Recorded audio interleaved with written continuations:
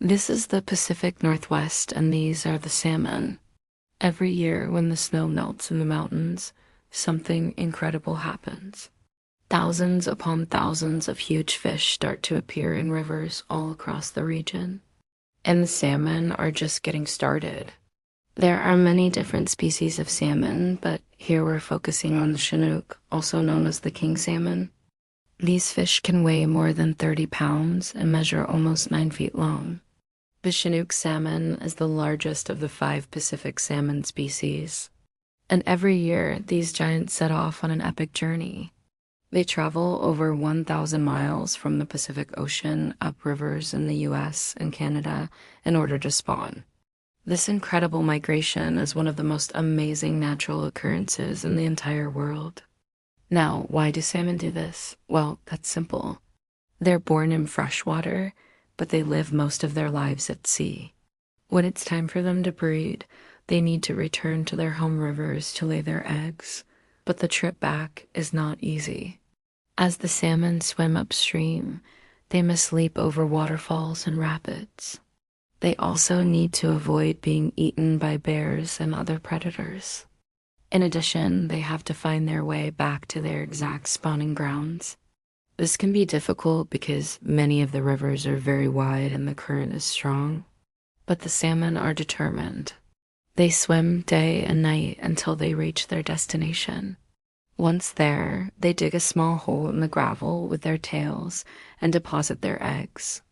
Then the male salmon fertilizes the eggs, and the female salmon guards them until she dies. Then the male salmon dies too, and the cycle of life begins again. In the meantime, the eggs hatch into baby salmon.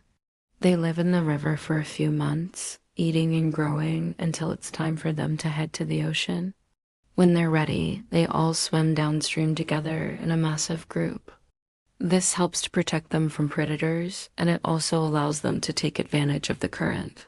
Within a few weeks, they're out in the Pacific Ocean where they'll spend most of their lives.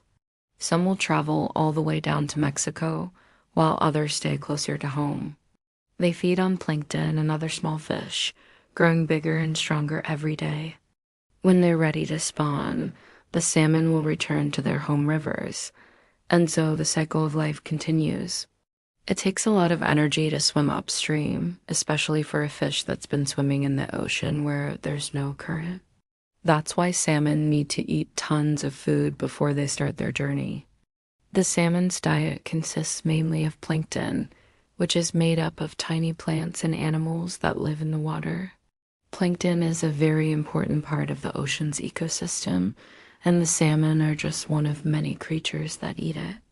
Other plankton eaters include whales, dolphins, jellyfish, and krill. Before starting their migration, salmon will also eat small fish such as herring and anchovies. In addition to providing the salmon with much-needed nutrients, these fish also help the salmon prepare for their arduous journey.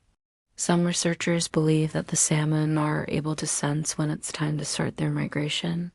They may use changes in water temperature or day length as cues.